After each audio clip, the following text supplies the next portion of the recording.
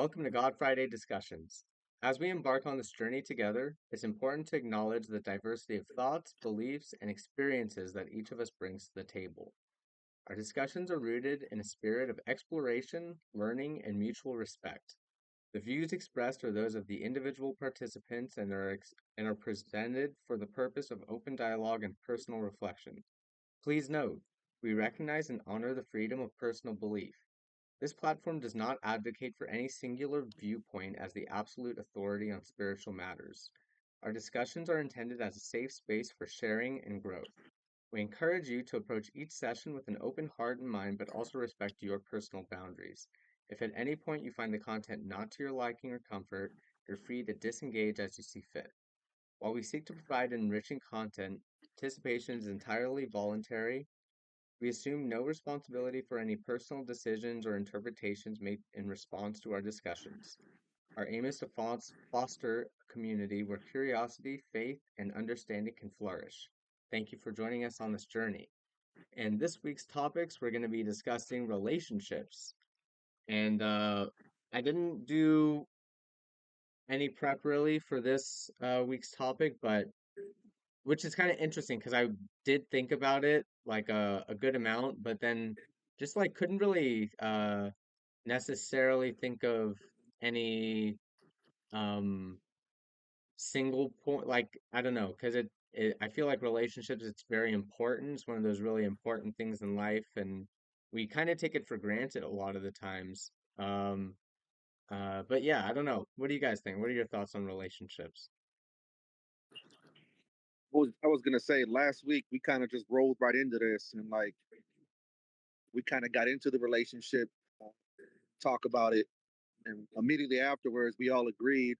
I suggested, I think, but we all agreed like, yeah, let's do it because I think I had things still pondering in my head from last week that really had me thinking. But yeah,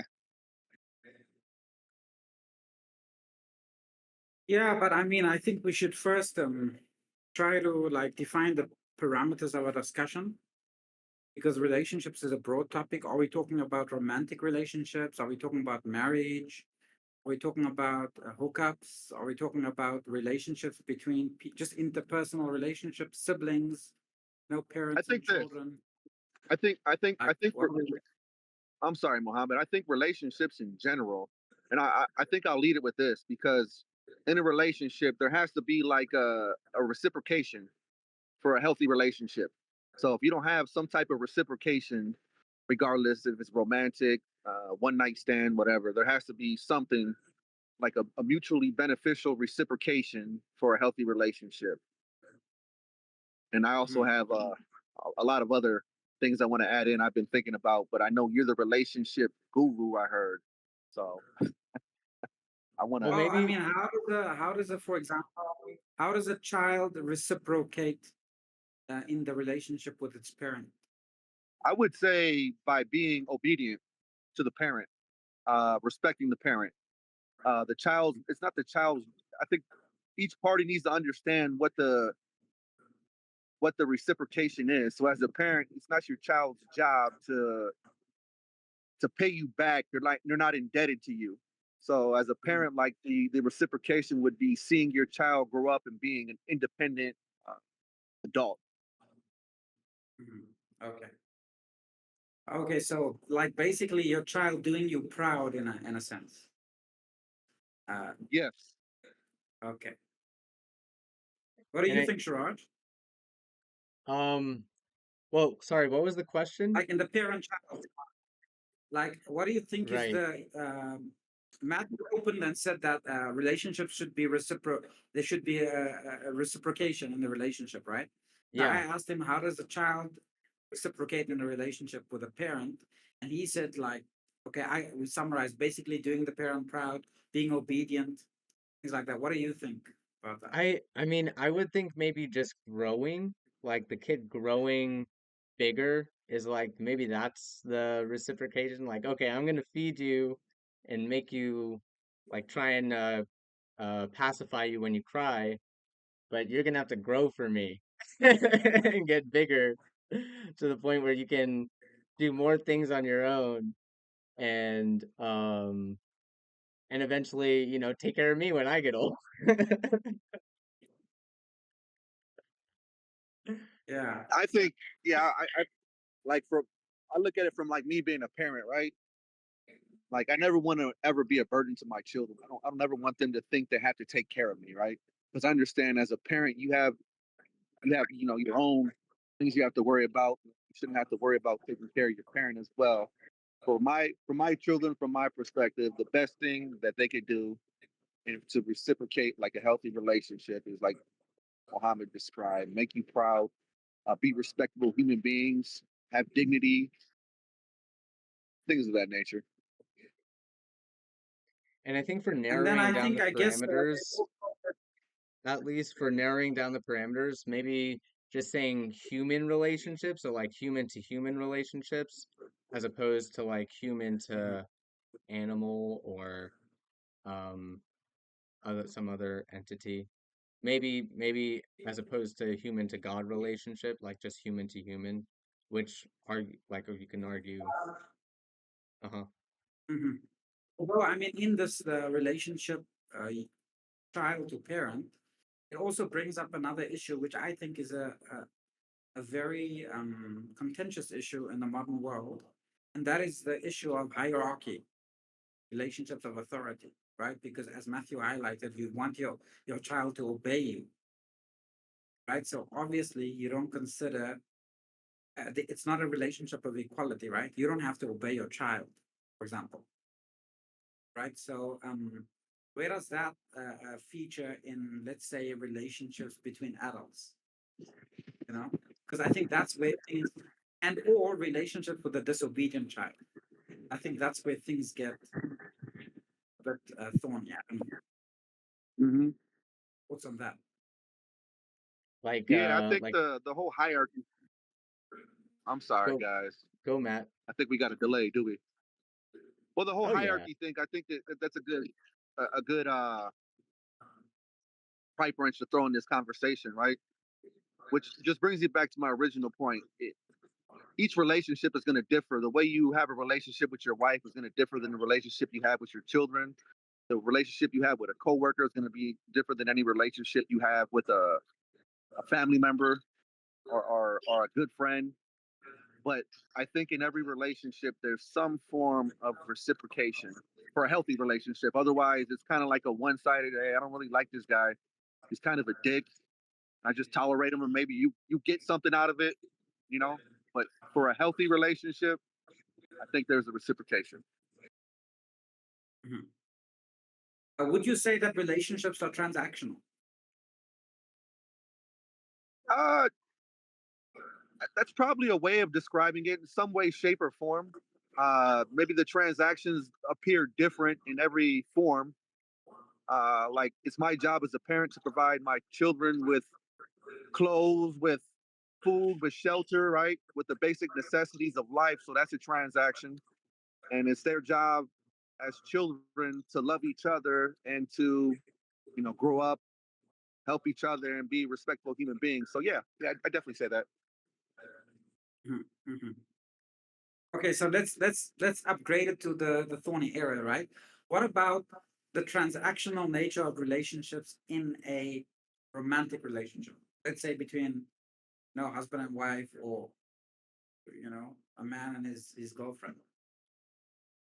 I'm probably the wrong guy to talk to about this, man. Sheraj, what do you say? Yeah, no, I think transactional relationships are very common, but I don't think they're really the hallmark of a healthy relationship. I think well, I don't know. It's kind of I guess the question of whether it's healthy or not is whether both parties agree to the transactions being made or whether um there's like disagreement and lying going on in the transactions being made. And so yeah, I think yeah, like maybe the husband and the wife serve roles for each other, and the husband typically is the provider. They go work and make some money. The wife typically is raising the kids, and making the home like a nice place for the kids and stuff. And so, yeah, that's like the typical transaction. And I guess you can get all sorts of like gray area in between there and complete role reversals too. So, yeah, I don't know. I think there's a natural aspect to it, but I think there's something kind of dirty about transactional because it kind of like there's a prostitute kind of nature to a transactional style relationship. And so there's something about that that feels kind of like dirty or something like that. Yeah, I think you're probably focused on the vernacular, right, versus just the substance. What do you mean? Well, so you're looking at the word transaction and you're thinking of like a financial transaction. When I think of transaction, I think of, somebody's doing something for the other party. Each person's receiving something from the relationship, whether it's Like a security, trade, whether more like a it's trade or something. money. Yeah, yeah, I think so. What about all this kind of like in the music industry, for example, you hear a lot of songs, I don't want no broke ass nigga, for example, you know. I don't know. I hope YouTube isn't gonna strike me on that one. I didn't mean it in that way, guys. Okay, it's just I'm quoting a song, right? Um, or I don't want no scrub, or things like that. He can't afford me, Or I don't want so no hoes. You know what I mean? When they say stuff like that exactly too, the other right? way around. Yes. These Yeah, ain't So yeah, shit. yeah. that's true, right? So, Yeah. so I mean, how would you define the relationship between wealth and a relationship? Because there's that aspect too. I mean, let's be honest, right? I'll give you an example. Okay, if you have a girl looking to get married, one of the things she's going to consider is whether the guy she's interested in has a stable income, for example, or has money, right? Facts. So how do you sort of differentiate between okay, first, what is the relationship between a relationship or like and wealth, right? And then how would you differentiate between a person who is trying to be realistic and a gold digger? Um, I think I can speak to this one. I've All right, go experienced for it. Mhm. I've experienced this on both ends, right? So I'll say this: it's easy to be in a relationship when it's conducive, when everything is going well, when money is stable, when like everything is perfect, right? It's easy to love each other when everything's perfect. But like I've tried to explain to Raj sometimes, he didn't agree with me. You really know what love is when somebody's willing to suffer with you. So I think if the moment something goes south and say the finances aren't there anymore and that person leaves, and yeah, then you differentiated what that person really is. If that Mhm. person is not willing to suffer with you, then you could probably throw her in one of those categories, the gold digger, whatever we call it. I don't Mhm. want to be disrespectful to like anybody, but that's probably the Mhm. best way of describing it. Mhm. But I mean, wouldn't you say that a woman is justified in wanting a man who is financially competent? 100%. Yep. Why is that? Well, women seek security. It's in their nature, I think. I never studied women, but like women want security, and men we want something like we want some eye candy next to us. Mhm. Like we're attracted physically, and women are attracted to differently. I guess I don't know what they're really attracted to, but security Mhm. is one of the most important things that a woman needs, and it's not just financial security. And it's one of the things I'm learning. It's emotional security. It's she has to feel safe with you. And financial Mhm. security is definitely something there. Like if you're a man and you can't support your family, like I'm sorry, man out there, get your shit together. Mhm. If there's 24 hours a day, you need to be awake. 20 of them if you can't support your family, figuring it out. But hmm yeah. hmm I think it goes back to biology, to be honest with you. You know, women have babies, and because they have babies, naturally there's going to be downtime in what she can do, you know, for, and also because she's going to have to look after that baby. So she can't um, have to do that and also be responsible for having to bring home the food, basically. You know, so I think it's women have been evolved to look at whether a man that she's interested in the long term, of course, um, will be able to um, be dependable in that way. So I don't think that I think it's misplaced. Of course, I mean there's a line between looking for a man that's dependable and then just wanting a man that's rich. I think there's a line between that. You know, I'm not sure where the line is, but I think there is a line between that. Because I mean, the one is a responsible thing to do, of course, looking for a man that's dependable. The other is just to want a man who can buy you expensive bags and shoes, kind of a different motivation, I guess. Well, Uh, the interesting thing about this is we have guidance on how to actually choose these people, right? And mhm, we often ignore this guidance or suggest that the canons that this guidance comes from is like uh, sexist, or we throw these words around like patriarchy. mhm, And if we follow this guidance, like a lot of these issues that we experience, especially here in Western culture, like uh, divorce, children out of wedlock, these issues wouldn't exist if we just follow this guidance. But in our infinite wisdom, we say we're wiser than this wisdom that's been around since before the world existed, basically.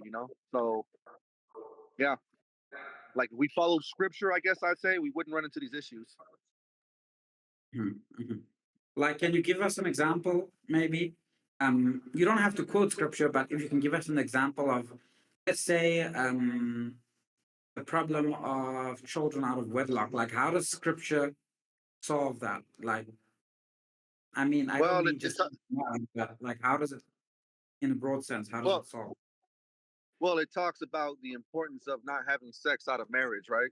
Um, Mhm. and I'm not here to even say that like I followed these rules, because obviously I didn't, right? But um, so not having sex out of marriage, right? If you're with a woman and you can't see yourself with her for the rest of your life, why would you risk, having unprotected sex with this woman?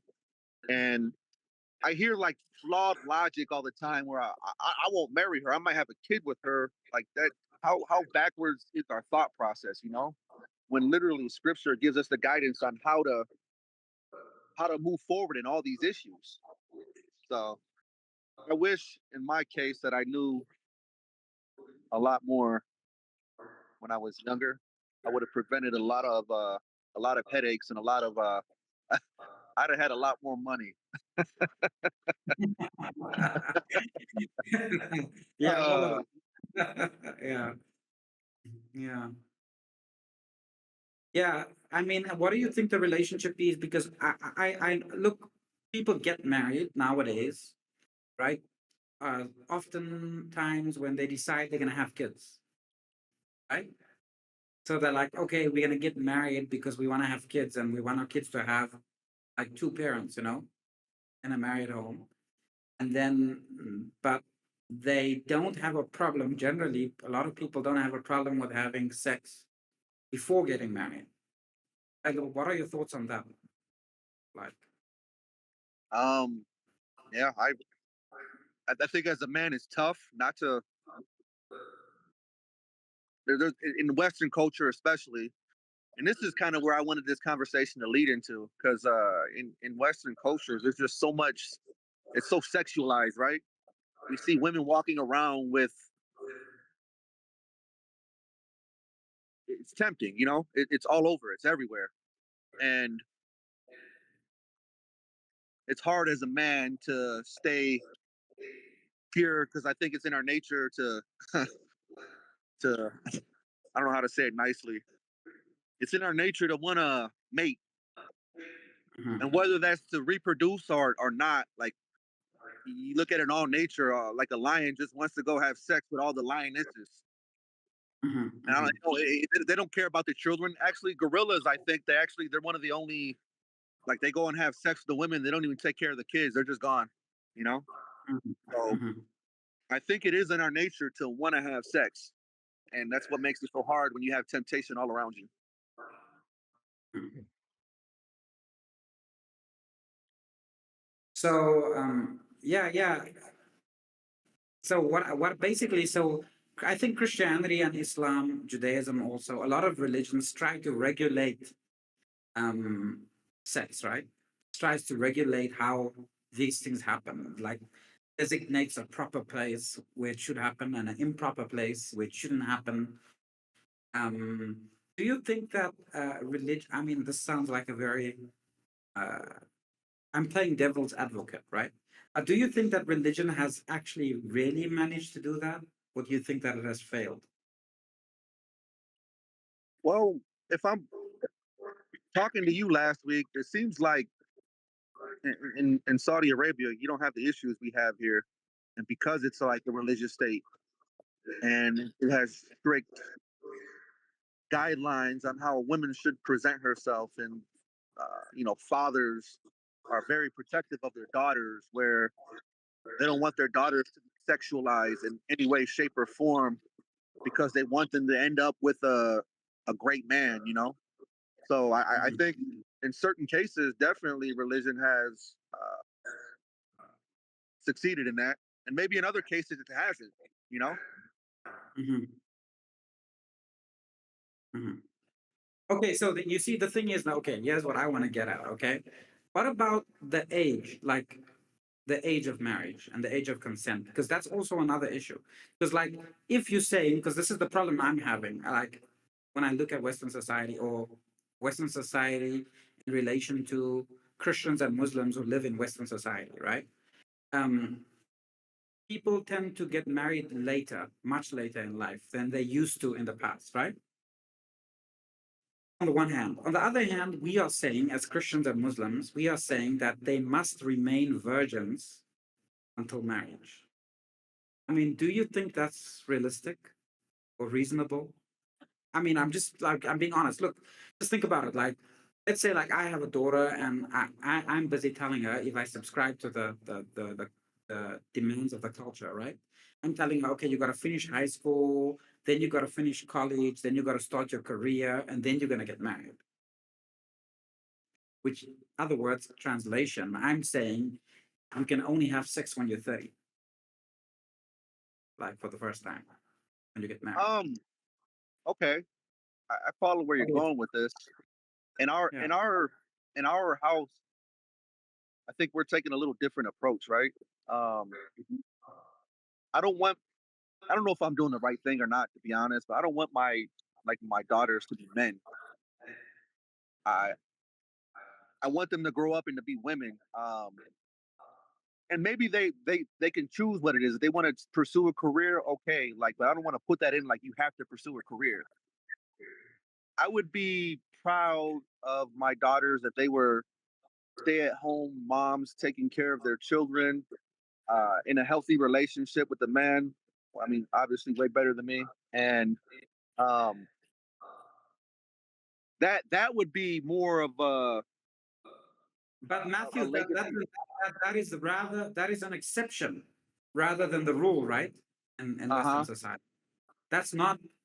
I mean, people are not telling women that you're going to be a You're stay-at-home. right.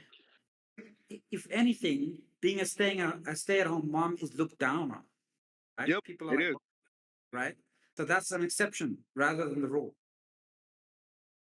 isn't it? So isn't part of the problem, is basically what I'm saying, is isn't part of the problem that people are getting married much later.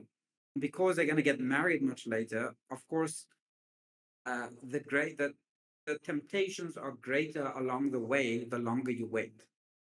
Know what I'm saying? Because if the demand of the religion, like we agree, okay, the demand of the religion is you got to get married and then have sex, right?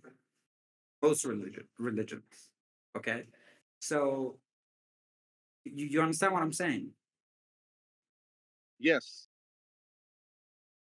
Because you're not gonna wait, like realistically, even as a man, right? I mean, if you need to provide for a woman, like Sheraj wants to get married, but he needs to provide, right? So he needs to work his way to a certain place of stability to be able to provide.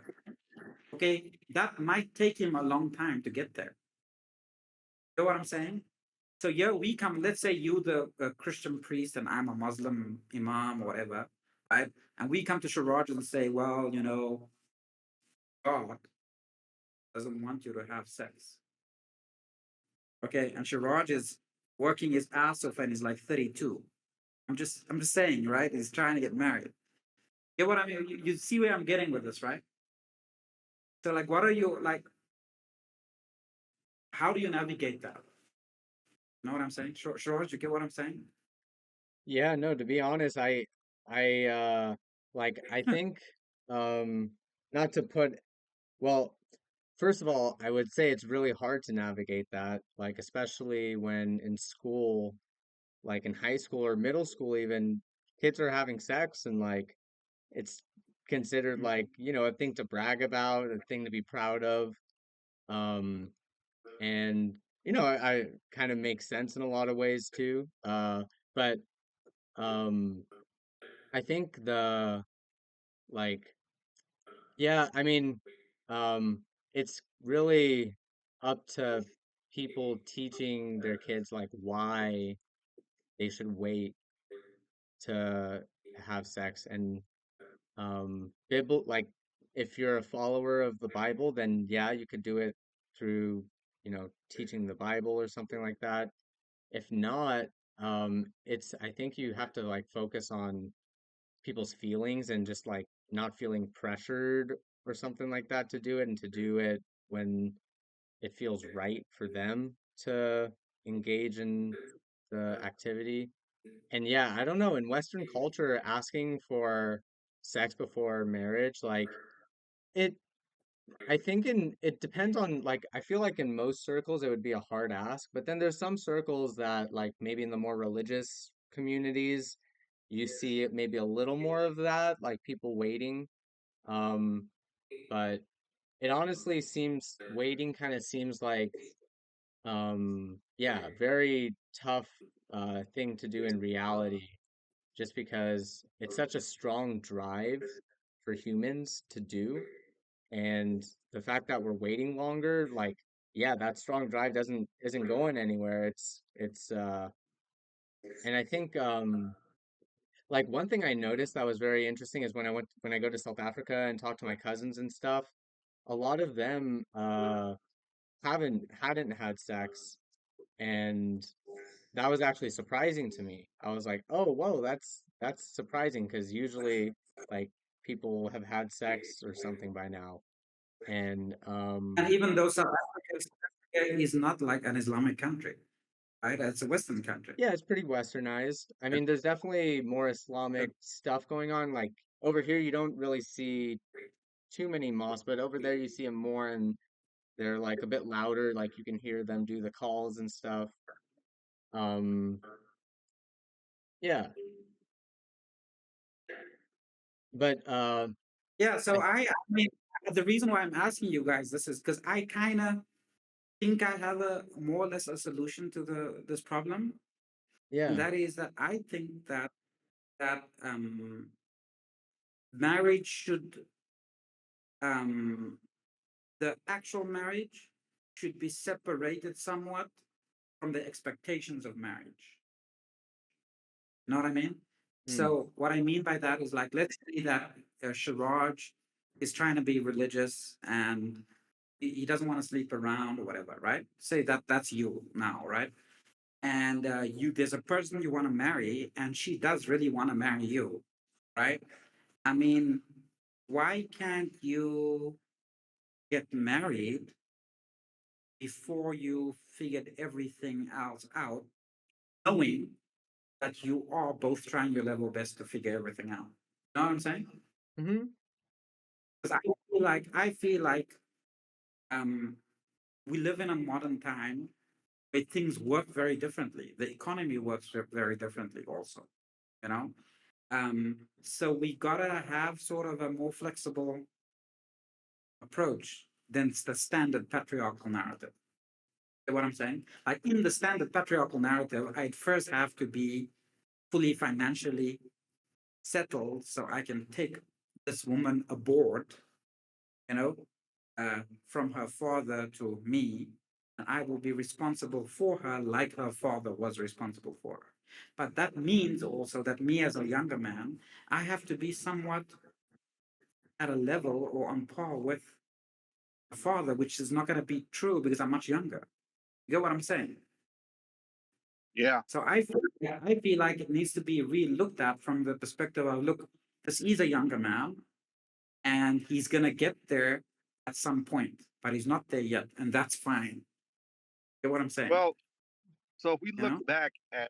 if we look back at like the Abrahamic Orthodox like type uh Mhm, family style, so mhm, they all lived together. Like you had generations living under one roof, mhm, and like the elder man was like the hierarchy, right? He was the head of the household. He was mhm, responsible for taking care of generations. You mhm. know, so eventually you build your way up to that, and I think that's where we lost it at. Is like we've created this concept in Western culture that everybody you have to go out and get a mortgage, get a house, and then you're you know technology. I think is what we concluded with on the last week's episode of how it's kind of ruining, my opinion, ruining everything. Yeah, I guess because people can't live together, isn't it? I mean, even in South Africa, like in the South African Muslim culture, it used to be that way also. You used to get married. Even I did that, right? You used to get married and move into your, either the girl moves into your father's house or you move into her father's house, right? And Yep. eventually you go to a place where you have your own house. Your children get married out of your house, and some of them will actually stay there until they are able to. So marriage doesn't have to wait for their financial capabilities as long as they on their way there. You know what I'm saying? And I Yeah. think more Yeah. of that needs to happen if you prioritize marriage and obviously chastity before marriage. You can't expect your children to be celibate forever. That's what I'm saying. You know? Mm. So you gotta reduce the material demands on them. You gotta actually facilitate the marriage for them. Otherwise, your demands are unreasonable, and they're gonna see the demands of religion as unreasonable. Get what I'm saying? Here in the states, I see like cultures that thrive are like the Indians and the Asians in general.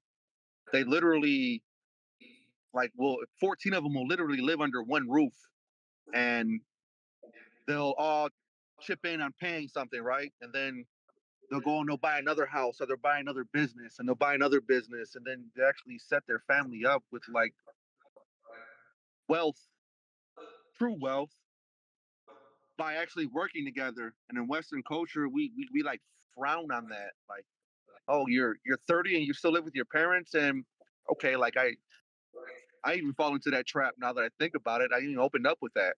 Mhm. You asked about, should a man be able to take care of a woman financially? Ideally, yeah, right. But if you like you said, if they wait till they're too old, they're not going to be pure, because you can't expect somebody to wait till they're 40. And usually men don't get financially stable till they're about 35 here, right? 35, maybe even 40. So you're Mhm. expecting a man with all this temptation here in the United States to not have sex until they're 40? Yeah, Yeah, definitely. which world do you live in, right? So, I mean, it's just not going to happen, right? For most Well, people's. I think it can happen for some men, but those are the men that don't choose. They don't choose to Yeah, be they virgins. don't do it. Yes, exactly. Yes. And let's be honest, those men who don't choose also don't get chosen, right? So that's That's the reason, right? So, Yep. you know, Well, I think so people yeah, can so make that's like, make lifestyle changes that like inhibit meeting other women and stuff. Like just like how if someone lives their life like really busy and they're always kind of working and stuff, like a lot of times that interaction never happens. So I don't know. I think it's easier, easy. It's not, I don't think it's necessarily hard to do, but I think our culture is very relationship geared and sex geared. So it's kind of expected for us to go out kind of hunting for those things. I don't know. That's how I feel, at least, being raised in Western, this is where I grew up in California, and that's just how it kind of seemed growing up. Yeah, and California is actually the most probably liberal state in the United States, right? So a lot of that stuff might even be like really frowned on upon in that Western West Side culture. West Side. But yeah, yeah, but yeah, I think Sheraj does have a point. Like, if younger men focus their energy on themselves and becoming successful, they have less time and less energy to seek out relationships. You know, in Hmm. I mean, one of the groups that I work with another man, we got a group of men. I always try to tell the younger men, right? When you're in your 20s, don't be out here hanging out with women, okay? If you're in your 20s and you're living in your mom's basement and you're seeking to have a relationship with a woman, you don't need to be around women. You need to be around older men, okay? And they all looked at me like I was funny, like I was insinuating they need to be like in a sexual relationship with men. No, I'm like they telling need to you be as a gay. Yeah. yeah, exactly. No, I'm telling you, a woman can't teach you to be a man. Is what I'm telling you. As a man, you want to be learn how to be a man. You got to go and hang out with other godly men because there's this narrative in the states of what a man is, and there, you got all these YouTube channels where men and women just argue with each other about what each other's role is, and neither one of them, both of them are right and wrong. And what they all lack is the substance, which is scripture. Mhm. Mhm. Mhm.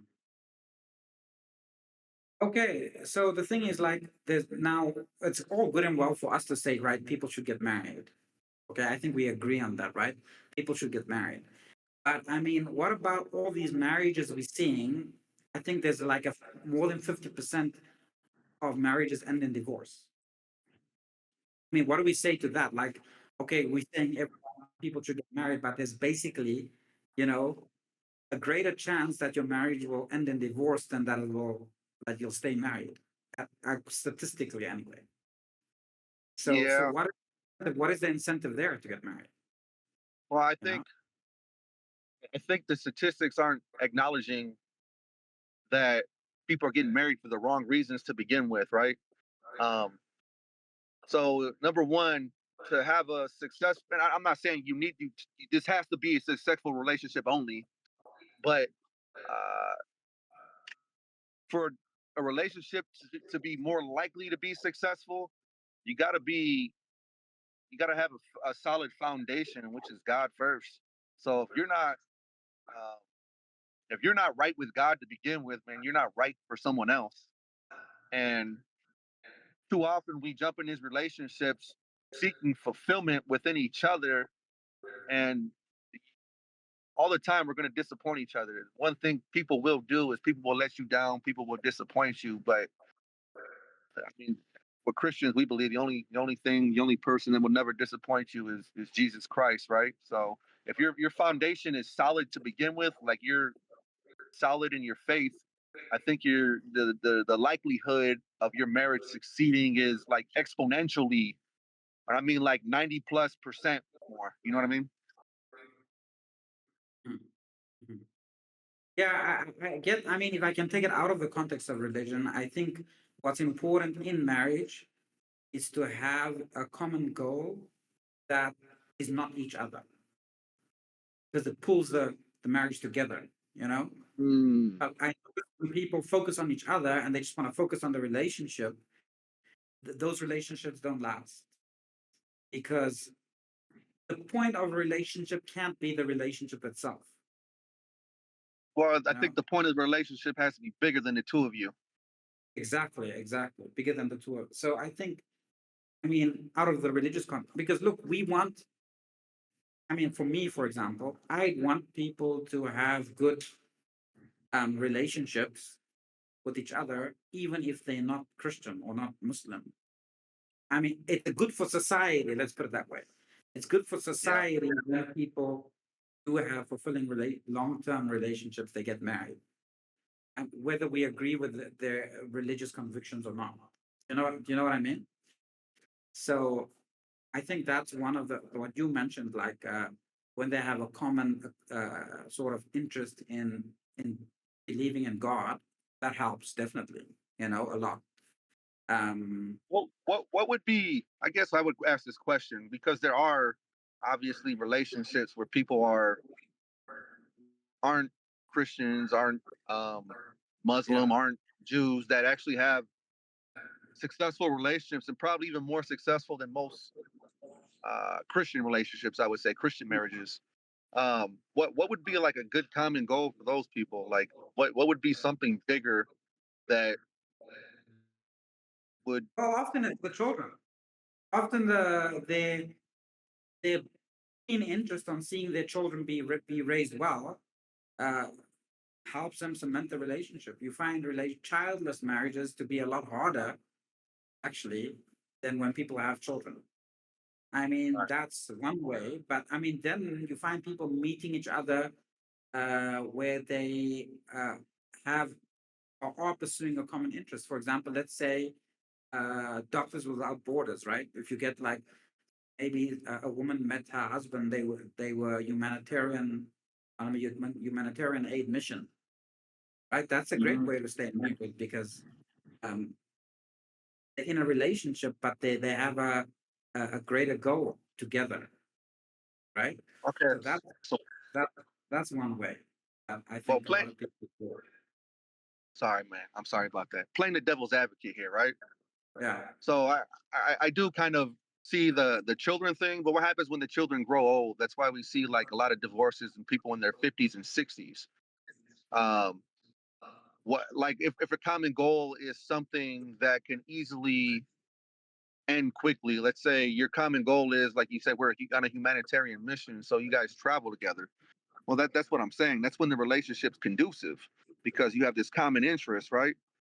And what happens if one party can no longer do that and that common interest is gone? So what could be bigger? I guess that's what I'm saying. What could be bigger than God? No, nothing is bigger than God, of course, right? I mean, the better thing would be that they pursue their relationship with God together. That would be the best case scenario. But I mean, everyone doesn't believe in God, right? Hmm. So I mean, you asked me for people who don't believe, right? I mean, how do they keep their relationships together? I'm just giving you an example. I Those are got some you. of the ways in which they do it, right? Yeah. Um, and Yeah, but then the other thing is, I think what we do with marriage is that marriage fundamentally is a place where people cohabit, right? They live together and then they have kids, and it's a simple transaction actually in that sense. But I think we uh, have, like in the modern world especially, we have demanded too much from marriage in a sense because we want our wives to be our best friends, or she wants the husband to be a best friend and a psychologist and her gym trainer and you know a financial backer and Hmm. you understand, and no Yep. one person can be everything for another person. And I think where marriages fail also is because we depend we that's what we want essentially. Because what people used to do was they used to live in a group and they had multiple relationships. I don't mean sexual relationships necessarily, but they had fulfilling relationships with a lot of people and they were married. That puts a lot, Yeah. a lot that puts a lot less strain on the marriage, right? because you don't need your husband to be everything. You've got a bunch of relatives and girlfriends and social connections that fulfill you in various ways, and then you're married, you know, and vice versa. Guys used to hang out with their buddies, a lot, their male friends, right? And then and expect from their wives just to be their wives, not be everything, you know. I think And yeah. I kind of want to bring it back to what we were talking about like last week again, because I think it all leads to this. In Western culture, particularly, I can't speak for the rest of the world, obviously, but I look at, because I've really been thinking about this week. I look at like when men were growing up in the, let's just say, the pre-technology, pre-industrial revolution type thing. Okay, when you literally had to like work for everything, you had to go hunt your food. There wasn't easy access to women to begin with. Like you couldn't just go online and talk to women. And if you saw a woman, you had like a protocol you had to follow. You had to like talk to her father first and then get permission to even talk to her. Then you started by writing letters. And then Mhm, let's just say like you got in a relationship with the woman and it didn't work out. There was no there was no way you could ever see what happened to her. Like you just never heard from her again. You know what I mean? And mhm. technology has made everything so easily corruptible that it's almost, I feel it's almost like it's pretty close to impossible in Western culture to have like a what we would call a healthy transactional relationship with a an opposite sex mate and and thrive. I don't know. That's kind of where I'm at. I think it also has to do with the abundance of or the perceived abundance of choice or options. Yes, yes, You're always gonna second, especially women, they're always gonna second guess whether this man they got is really the best man for the job, right? and well, and men often too. men too, yes, men too, but men less so. I'll tell you why men less so is because men demand much less from a relationship. I mean, I always say men just want the three S's. What is it? Let's hear it. Sex. Well, it's yeah, well, sex, of course, right? Sandwiches and silence. Well, that's I always say Yes, that. man. Yes, you're And can right. a relationship. But women tend to, and it's just in the nature, right? She tends to want everything from the relationship, and the reason for that is because um, it isn't a standard for women. The woman's standard is that she wants the best guy she can get. Now, the best guy, unfortunately, is relative, right? So if some Yeah. other guy comes along and he outshines you, well, guess what? He's better, you know? so so she's gonna feel drawn to that guy. You know what I'm saying? Um, because and it has to be that way because that's how we've genetically survived as a species. Because And women have consistently tried to mate with the best guy, the strongest, fastest, whatever, the best guy, the species have inherited better genetics, like successively over thousands of years. You understand? So it's a natural proclivity that women have. But also, it can make them very unhappy when there's so much exposure that they think, oh, you know what, I didn't actually luck out on this one. Know what I mean? yeah. Yeah. It, Yeah. is it really women more?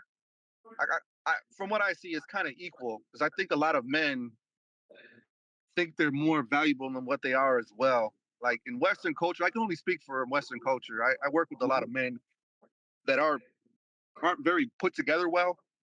Like mhm, you look like, yeah, you make a decent salary, but you look like a slob, and mhm. you think because you make a decent salary that you should be married to Angelina Jolie Mm.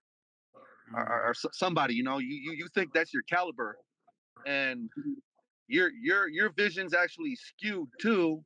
Yeah, you make a lot of money, but you're kind of gross, man. You know. Mhm, mhm.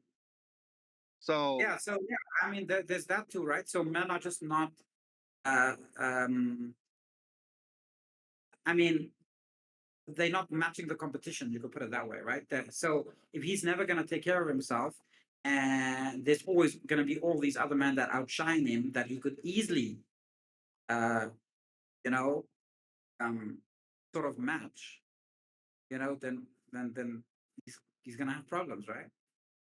It's just yeah, unfortunate. That's just how the society works. I mean, that's how mentality works, right?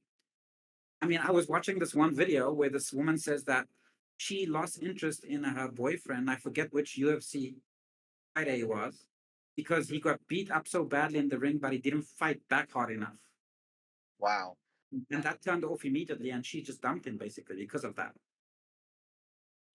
You know, I mean, instinctively, it's just like it's an innate thing, right? Because you suddenly the guy that you're with is really not the best guy. He's not the guy you thought he was.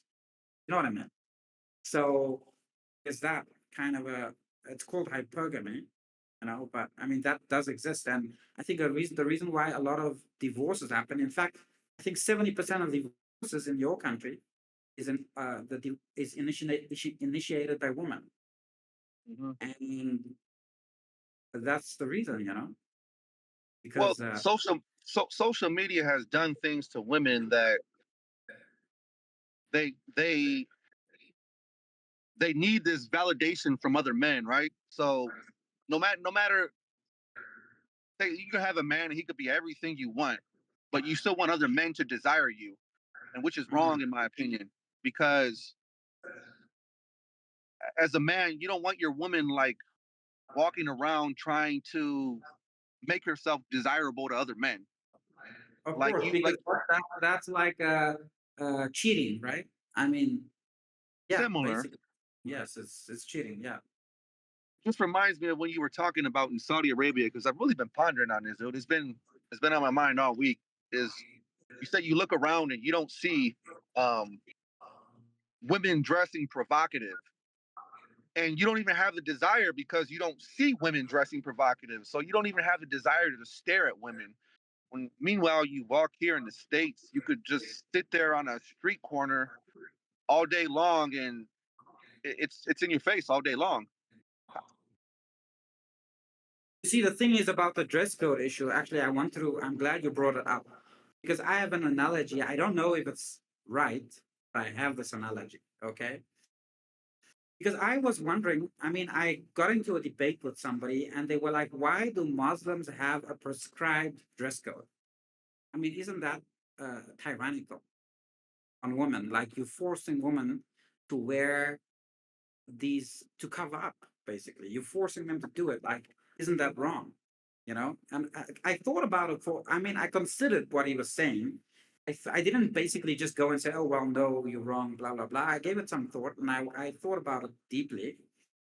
And I came to the conclusion, again, rightly or wrongly, that it's actually a good idea to have a prescribed dress code. Now, bear in mind, in most Muslim countries, it isn't a prescribed dress code. What I mean is, Muslims culturally or religiously cover up. Government isn't forcing them to do it. Let's put it that way. It's not written somewhere that they must do it, right? But like Sheraj went to South Africa, there's lots of Muslim women covering up. It's not written in South African law. Let's put it that way, you know? So, but if it were, for argument's sake, written in the law, right? How would it be useful? And this is my analogy. Because the Achilles heel of most women is that they want attention, right? So let's say, for example, in a society, everyone's covered up because I started to see it unraveling here somewhat. Everyone's covered up, right? And now one woman uncovers her hair. Okay. Now that's atypical in like a village in some Muslim country, right? So let's say she uncovers her hair, right? So now suddenly she gets all the attention of all the men. because they're not used to seeing a woman in public with uncovered hair, right? So the other women look at her and they're like, oh my God, she's getting all the attention. Remember, these are women still, right? So Yeah. the next woman, she takes off her scarf because she's like, look, that woman, her hair isn't even good. She doesn't even have nice hair, right? So I mean, I have nice hair. So she takes her scarf off and she gets all the attention. Suddenly she gets more attention than the initial woman, right? And sooner or later, nobody wears the head covering, the hijab anymore, right? Because, like, why should these two women get all the attention, right? When what women like is attention. Okay. So after a while, of course, a woman's hair doesn't mean anything to anybody in the society because guess what? Nobody covers their hair. It's like just normal, right? So none of us, as men, we don't pay attention to women's hair anymore because, hey, it's just normal, right? So the woman, the first woman who uncovered her hair, she starts to feel like, I'm not getting the attention anymore, right? So let me just, you know, uncover this a little bit. So she does that, and everybody sees a little bit of cleavage, and they're like, wow, you know, that's awesome. So everybody gives her the attention, right? And after a while, you see where I'm going with this, right? All the women are showing their cleavage, and And then you turn into Western culture. that becomes pretty normal. And then one day another woman decides, you know what, I'm going to wear a miniskirt, right? And then after that, some woman decides, you know what, I'm going to get surgery to best all these women because their breasts are not perfect. You get what I'm saying? So what Yeah. I'm saying is, I'm saying there's a downward spiral in the end. Like you can't get more naked than naked, and then it leads to all these kind of people getting surgery, and to just to keep the attention basically. And so that's why I think that the idea of having a standard, it doesn't have. I don't know what the standard should be, but there should be a standard because otherwise it's just you know slippery slope. It goes to That's what I think. So that's my point on that. I have a question for you Address issue. guys. So, if we're trying to create a world to train in godliness, right? Mhm. So the more godly you are, the more points you rack up or something like that, right? What do you think is who do you think racks up more points? In Saudi Arabia, where all the women are covered up, so you don't really get the distractions and stuff or something, and so you can focus on your godly path more. Or in Western culture where there's uh sexual suggestive stuff all over the place. But so maybe you're losing points because you're getting tempted by it, but maybe you're gaining points because you're able to avert your eyes or just Oh, I so think definitely in Western society you get more points. I mean, yeah. if you succeed, you get more points. The temptation is Right. greater, which means the resistance is greater, right? So, Sure. I mean, you definitely get more points. But I think the issue, like with Muslim countries, is that how do you balance the society? I think they're looking at it from that perspective rather than the individual. Because it doesn't mean, I'll give you another example. The problem, I always said, the problem with this country, with Saudi Arabia, is that you don't know who's a good girl and who's not a good girl. Because in South Africa, if a woman is covered, you know that that's from her heart, she wants to be modest, right?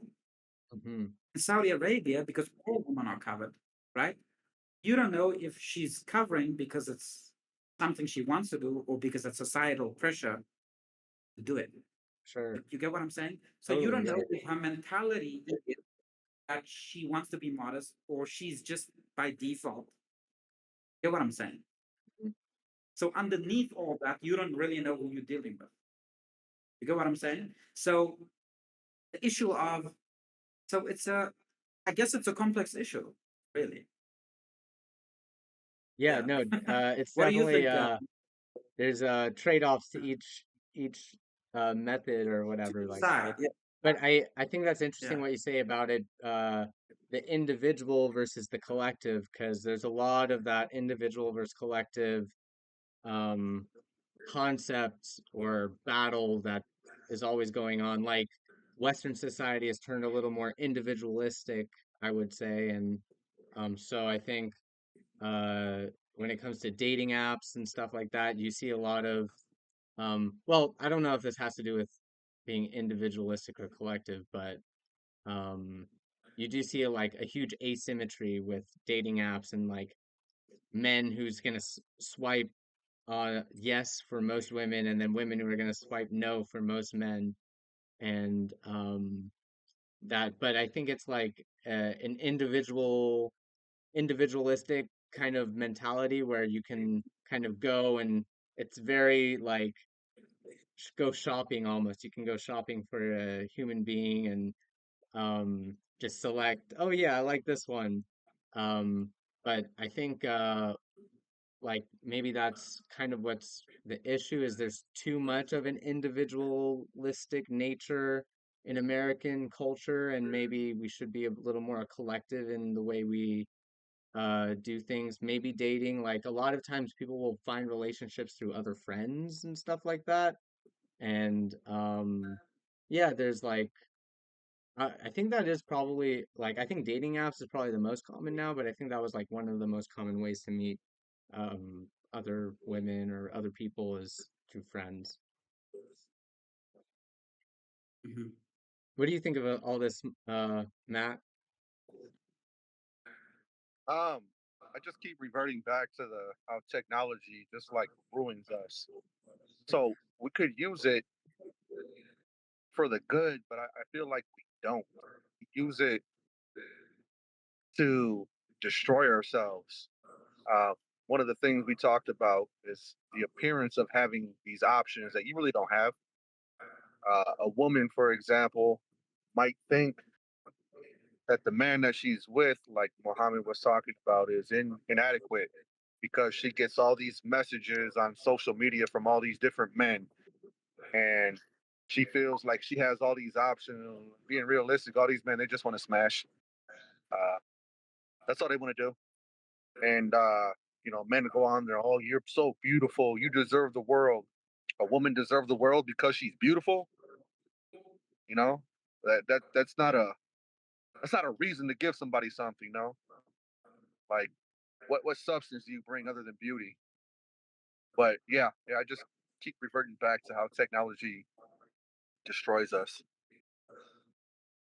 Yeah, I Mhm. mean, I'm on the mentality that it's definitely a like on the tool end of things. So you can make tools that do like that kill people, like bombs or something, or you can make tools that plant seeds and grow things for people to eat and stuff like that. So it really like and yeah, the dating app is like us using the tool of internet and being able to just chat and upload photos and just kind of puts it out there as like yeah, kind of um in like you can meet people online through that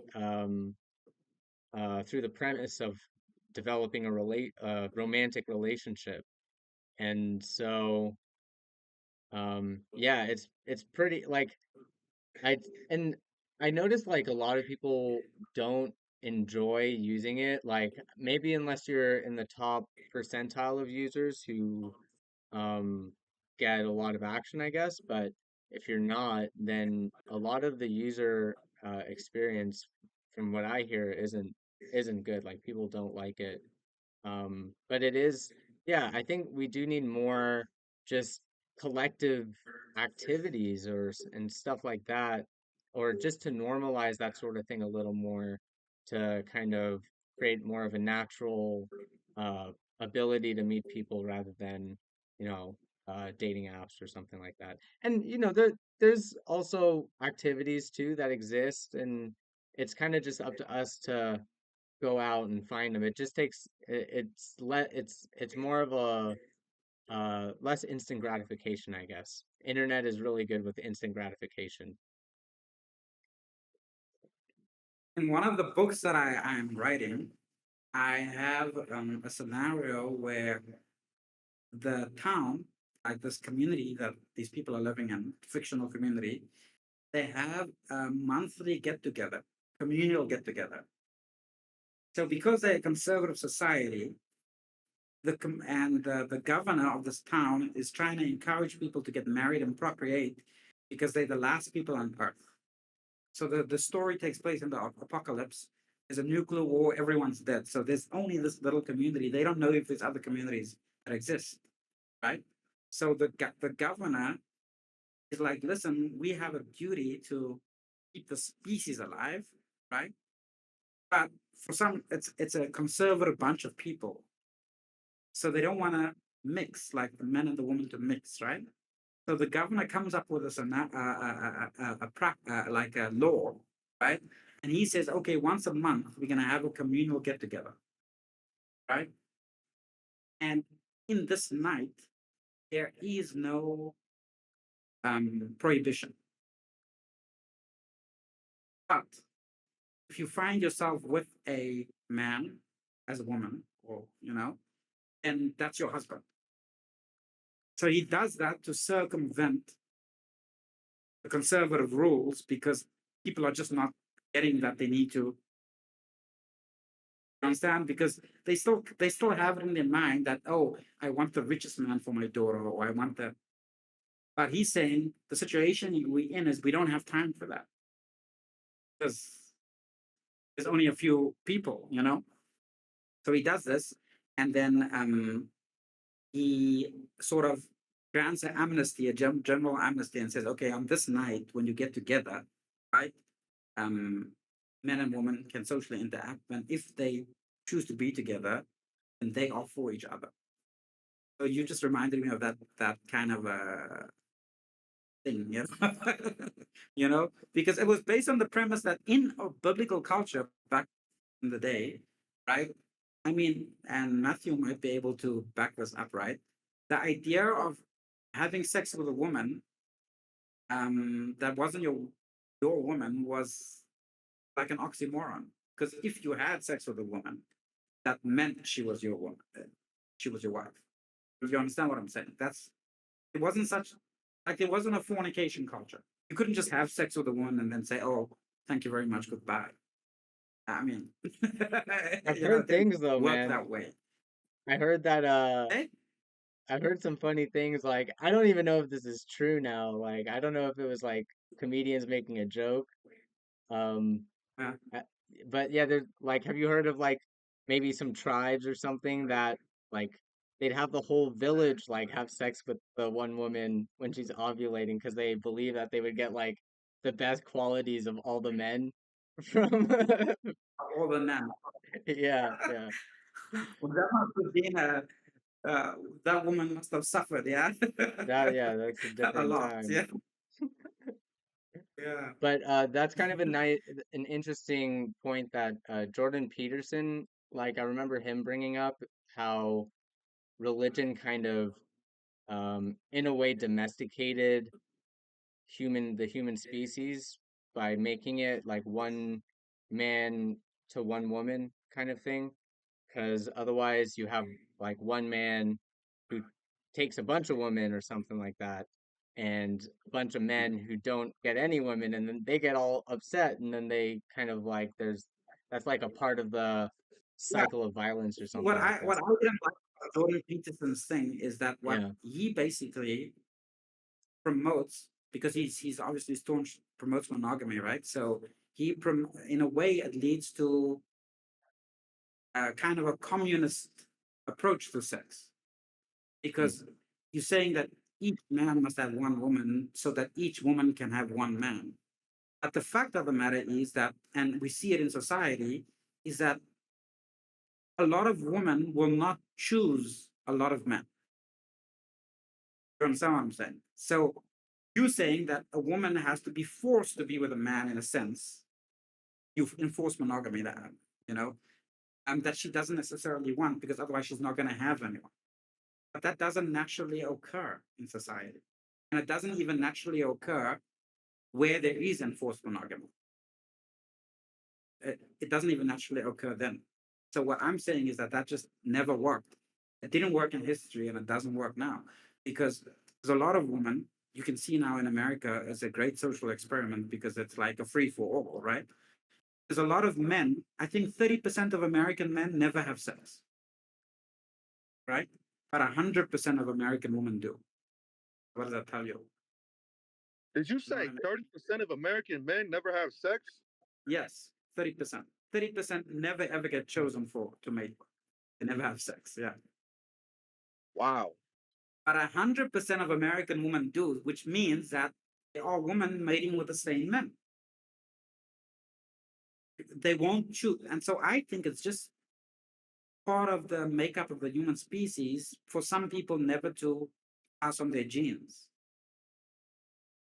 Because women select, right? I mean, women are the ones who select because they're the gatekeepers to whether a man can have sex or not. So if you are never chosen, right, what Jordan Peterson is in a way saying is that you must be chosen. If you enforce, technically, if you were able to enforce monogamy, then every man would be chosen because the population distribution is about 50-50, right? 50% men, 50% women, generally, right? So then every man will be chosen. But I'm saying that's not how nature works. And even, and you've never had a society that could enforce monogamy to that extent. And then obviously the outliers, right? What about lesbians and the homosexuals and the everyone else? That also always existed in society. I mean, we can say it's wrong, but it has exists. Do you understand what I'm saying? Hmm. So I don't believe in enforce. Obviously, I'm polygynist. I have wives, but not because just because of me. I'm just talking about from a societal perspective, right? If there are those men who are chosen by women to mate, and multiple women choose to mate with that man, they're not forced to, right? I think it's okay if he can manage that, you know. If it's not a promiscuous thing, if it's not him sleeping around, then it's okay. Yeah, that's my take anyway.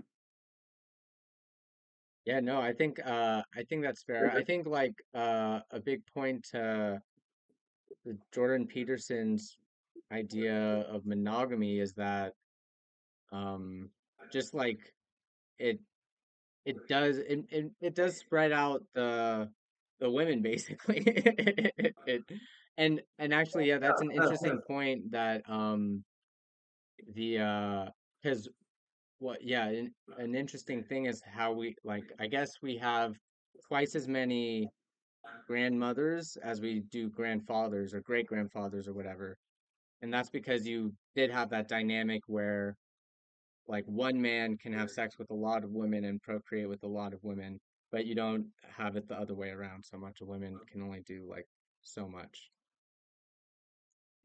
Yeah, because they're just not biologically, I mean, predisposed, right? Mm-hmm. I mean, technically, look, one man who is really good, that is attracting women, right, can have hundreds of children, right? I mean, from one man. But that's not the same, can't happen with a woman, right? She can have only as much as the woman can manage, maybe 10 at most. So there's always going to be an unequal distribution just as a fact of biology, you know? So Mm-hmm. to say that, okay, so therefore, I mean, even in the case of monogamous societies, right? If you go into the sexual history of a man who's monogamously married, he's only monogamously married. It doesn't mean he only fucked one woman his entire life. Mm-hmm. So it's not real monogamy anyway. You understand what I'm saying? And Sure. if we must take the argument of scripture, if we must take the argument of scripture literally, then he is technically, let's say those other women never ever got married that he slept with, right? He's technically in a polygynous relationship, neglecting his other wives.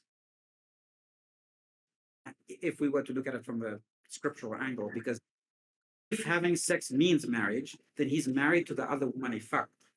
And he's only looking after the last woman he fucked. which means that he's a polygynous man who's neglecting his other wives, in a sense. Mm, You understand what I'm saying? sure. So that's kind of my argument. So that I just don't see monogamy as being. I mean, I admire monogamy. I admire people who are really monogamous, fantastic. But I just don't see it as real because it doesn't happen very often. Let's put it that way. I don't know Yeah, I what you think mean, about that, Matthew. even in the animal kingdom, you don't see it too often, but it does exist. And I think it's kind of the same case for humans too. It's like you don't see it very often, but it does exist. Yeah, but what I'm saying is this, therefore it can't be the rule. Sure. Because, like, look, if we're talking about from a religious perspective, and the goal of religion is to regulate the sexual marketplace, it's got to have realistic rules to regulate the sexual marketplace. So Mm, if you say, okay, enforcement argument should be the norm, but it's not, and it never was. You understand what I'm saying? Yeah, yeah, I agree with you that God never intended us not to have sex. I think the point should be is God did intend us to have sex with someone though, not like not in a recreational activity. I don't even want to say that because you can have recreational sex with your wife. Um, Yes, you can, yeah. yeah, you can have recreational sex with your wife, but I think I don't know how to put it. It wasn't meant to be like a casual thing. It was not meant to be casual. I agree with you there. It's not meant to be casual. And a lot of people conflate, because I'm in polygyny, like I've been married to two women for a very long time, right?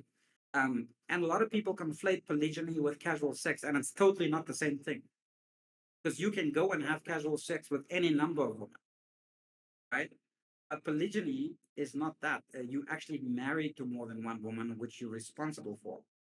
And the children know who their father is, and you're responsible for them. It's totally different. Understand what I'm saying? It's not so. Like Jordan Peterson tends to conflate when he talks about polygyny, he talks about polygamy and polyamory and open relationships and promiscuity. He puts that all together in one thing. You know what I'm saying? And for Yeah, me, so yeah, in your case, you're in a dedicated you're in a relationship with these women. You're not it's not a casual relationship, and you're a family. You're taking care of these women like you're supposed to. So you're still like I guess like a religious aspect of like your the hierarchy, right? yeah, yeah. So that's the difference, and so I think that those men personally, I believe those men who can should, because the fact of the matter is a lot of men will not be chosen for marriage. That is a historical biological fact. 40% of men in our human history have not passed their genes down. Wow. Whether you want to have a church or enforce monogamy, whatever you do, 40% of men are never going to pass their genes down. That's just the standard, Is that standard for human relations. You know. is that a modern standard or was that even like standard No, like in that's a historic. That's for millions of years. It's like 40% of men are basically pre-selected for extinction. Their genetic lines will not continue, period, point blank, because they will not be chosen for that. wow. And the one who chooses that, the one who chooses whether your genetic line will be carried on is a woman. She chooses, right? Because she's got to say yes. She's got to say, unless it's rape, of course, which is terrible. Some people, that's the only way they manage to get their genetic lines to continue is rape. That's why you have such a thing as rape.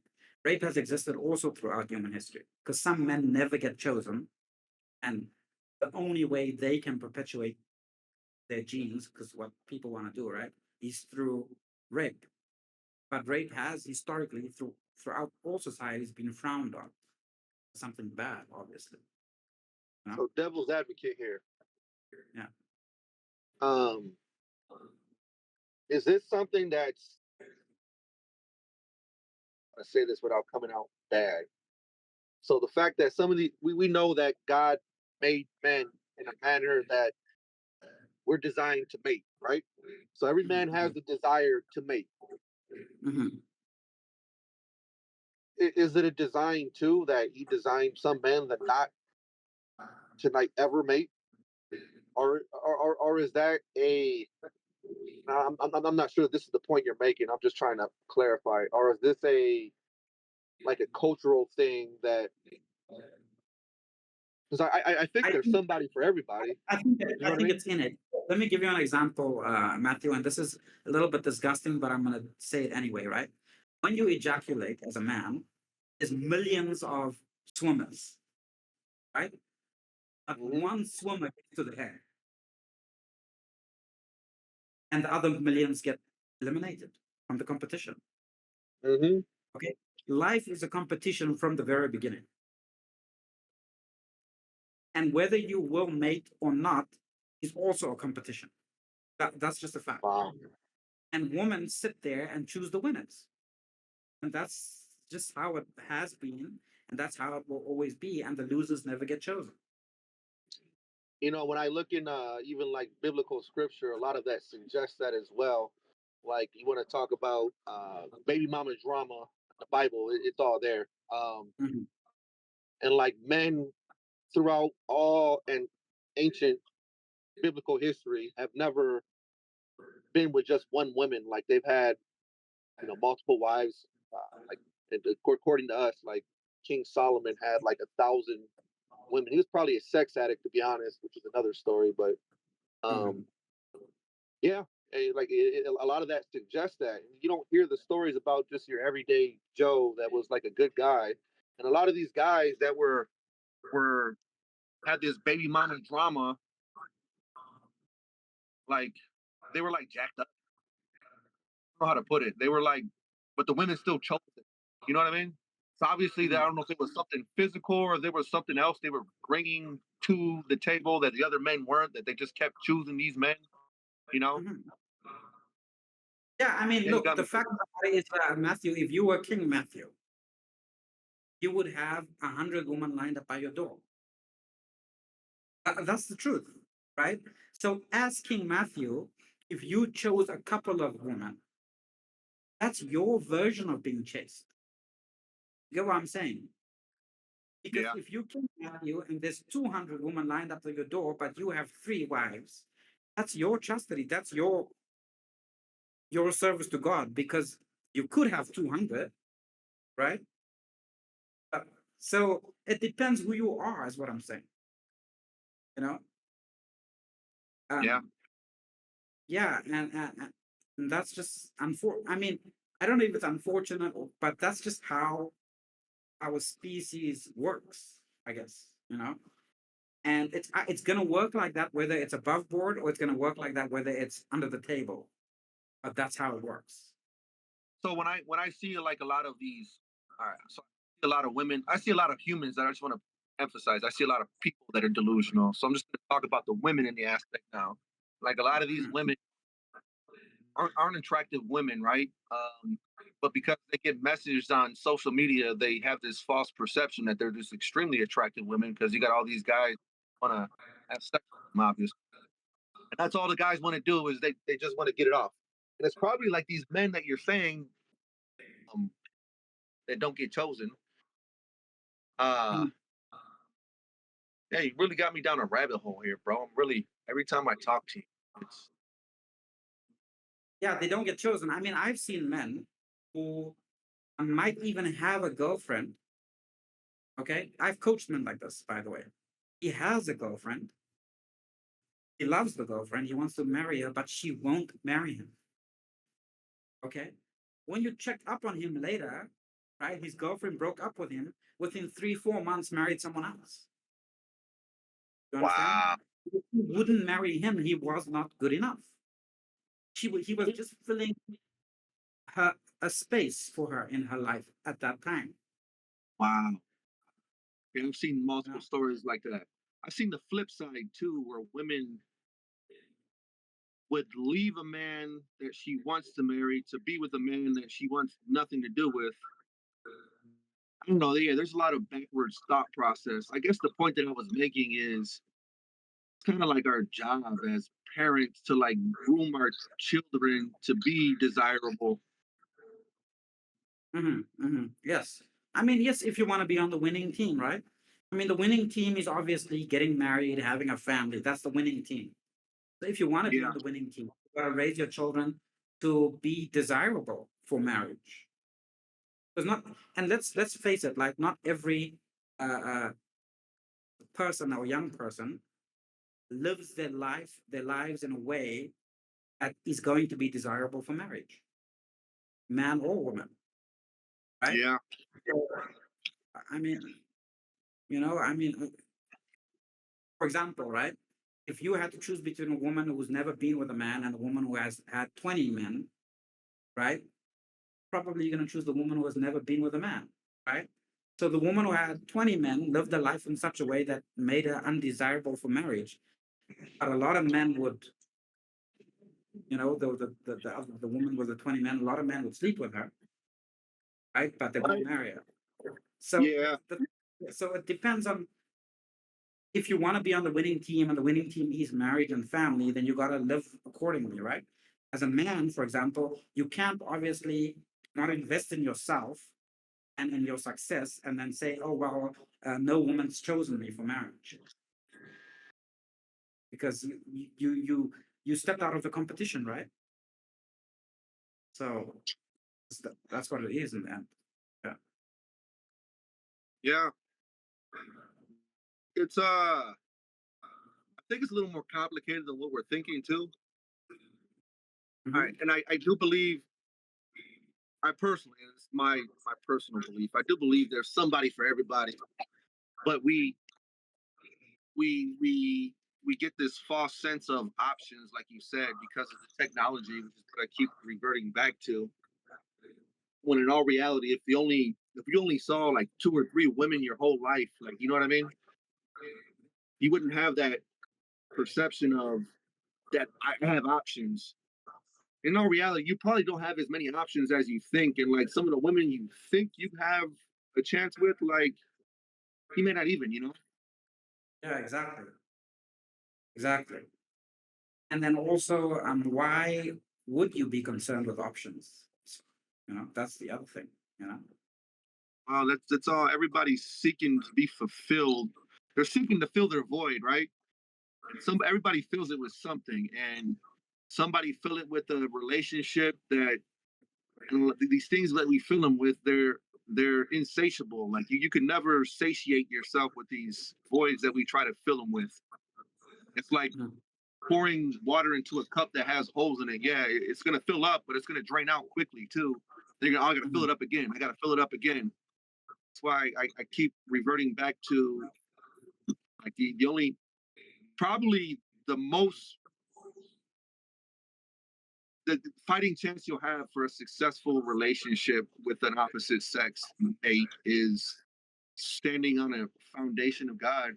And Absolutely. Absolutely. That is obviously the best solution. I mean, but also we got to acknowledge that most people are single, and a lot of men are not marriage material, and a lot of women are not marriage material. And so, I mean, I personally think that marriage isn't for everyone. I don't think everyone should get married or have to get married. And I don't think that everyone is capable of it. And that's the reality that we live in. wow, You're what's not more wrong, fulfilling though than and creating a legacy? you're not wrong considering the divorce rates that exist now. Because yeah, it's a flip of the Yeah. coin. Yeah, it is a flip of the But what? lip. But not only that, just think about it. If only about 50% of people get married, right? Less than 50% of people get married of marriageable age, and only 50% of people stay married. That means 25% of people married. I mean, at any given time, right?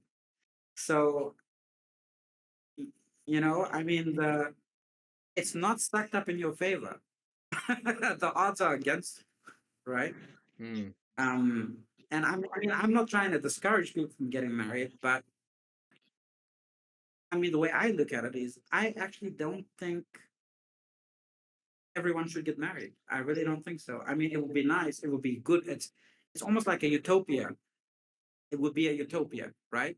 But when I look at it from a practical and realistic sense, I don't think that marriage is for everyone.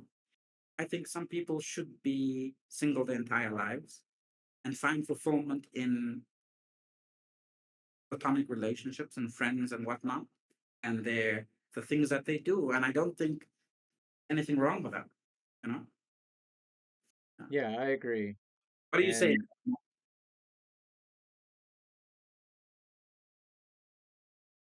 what do I you think think, he's Matt? disconnected.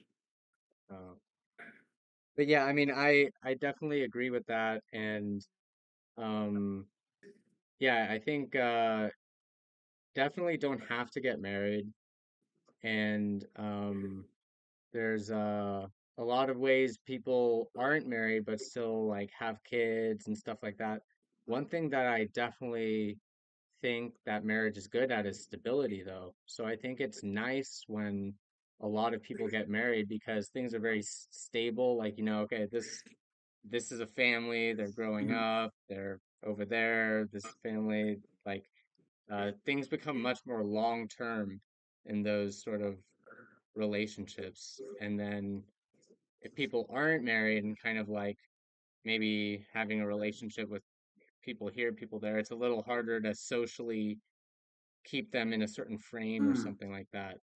But I mhm, don't know, mhm. yeah, maybe we're heading into a more dynamic world with like more or less marriages and more um platonic relationships or yeah, I don't know. I don't know. I honestly I think I would like uh marriage to kind of come make a little comeback because I think there is value to that sort of um stable and like it's a much more uh it's just a more wholesome lifestyle, I would say. Like it's a little less extreme. It's more balanced in several ways and um like just more patience, more caring. When people have kids, they tend to be like learn to be more patient and caring with other people just because you're forced to when you have kids. Yeah. Mhm. Matt, welcome back. Are Yeah, I you able to hear agree. I us? mean, ideal world would be where people get married and have kids and family and stable lives, and that would stabilize society also. And also there's a lot of other things to consider. For example, marriage solves the problem of inheritance. It solves the problem of fatherless homes. Solves so many problems, in society. Um, Marriage would solve. I mean, marriage reduces crime also. Because children who grow up with two parents or who know who their fathers are less likely to engage in criminal activity. So Mm, it solves a lot of problems, and it's definitely something that I think we should encourage. You know, uh, I don't think people should feel bad if it doesn't happen. Let's put it that way. Yeah, mhm, yeah. You know. that's fair. Hmm. One thing I feel like that there's a problem with is like a lot of finger pointing going on between men and women. Just like, oh, men, it's their fault because they're, lazy, don't work, or they don't, they want to have sex with everyone. Um, and then Hmm. men complain about women. Oh, women are having sex with everyone, and oh, women um are uh I don't know, whatever women do, So, right? yeah, So I mean, I think yeah. you know, finger pointing is like maybe it's helpful to get down to root causes of issues or something like that, but I think it comes down to like I don't think finger pointing helps that much. I think maybe just asking like, okay, like what do you think a woman's role in society is? Or like is there a standard role now or like maybe it's more individualistic now like oh what kind of role do you want to have in this marriage or relationship or something like that yeah. Yeah, I think it makes it very complicated. You know? Hmm. The fact that there isn't a standard narrative. Before it was easy because like you got married and you knew okay, I'm gonna be the breadwinner, she's gonna be the homemaker. It was like simple, you know. But it's not that simple anymore. You do have to talk about these things. You know? Yeah, yeah. You But I can't think make any assumptions. Yeah. I think communication is like a key part of any relationship, and so um yeah, just being able to communicate those things is like a key uh aspect of maintaining good relationships and um being able to talk Mm. through things that maybe you're a little scared to talk about is also a important part. Yeah, because I always say say it up front, and rather have the relationship end before it's begun, Mm-hmm. than further down the line. Yeah, yeah, So definitely. you just put it on the table. Mm. Mm-hmm. People can say no, and then what's the harm in that? Mm-hmm. You know, and at least you give the person a fair opportunity to back out. You know, um, while it's not that critical or messy. Yeah, yeah, Yeah. definitely. I mean, that's like divorce seems like the biggest pain in the butt. So it's sad that so many of us have to go through it and um, deal with the consequences of it. Yeah, because I think a lot of people just get married very romantically. They Mm-hmm. fall in love and they get married, and then they don't think about the long-term viability, Mm-hmm. of the relationship. Because some relationships, when you look at it, like when people get divorced, and then you're like, well, it wasn't viable to begin with, really. Yeah. I think But and when you people look at it, knowing themselves, like, yeah, yeah, like people knowing that's themselves and true. like where they're going so that when they do grow, they grow in the same direction rather than not knowing yourself. And then when you're growing, you're like, oh, I'm going to grow in this direction. And this person's like, oh, I'm going to grow in that direction. And then you just grow apart. Mm. So, yeah. Yeah, and in that way, I think religion also plays a important role. Mm-hmm.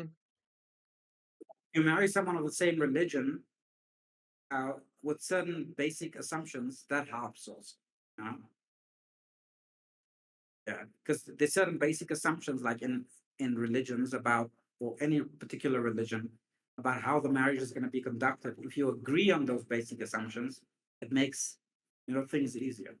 Also. Yeah. And just like, um, I think having that belief of like there being a higher power that is all powerful and just and merciful Mhm. and it's important like and just to imbue godly attributes in ourselves when whatever that means to you and so I think forgiveness is like a big part of that those attributes and just having like these sort of qualities being on the same page with that I think definitely would help um relationships in all sorts of ways like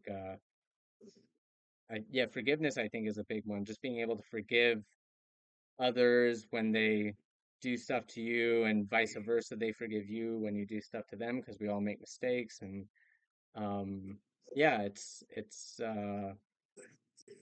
important. Like God, the godly qualities definitely help with growing strong relationships. I would say. Mhm. Mhm. Absolutely. Hey, I gotta go now. Yeah, man. It I was see a Matthew already. Yeah. yeah. Do you So want to yeah, do a prayer to close it out, or you want me to read one of these Baha'i prayers? go ahead. Go. Read one of it. Yeah, go ahead. Okay, let's see. Um, peace. Okay,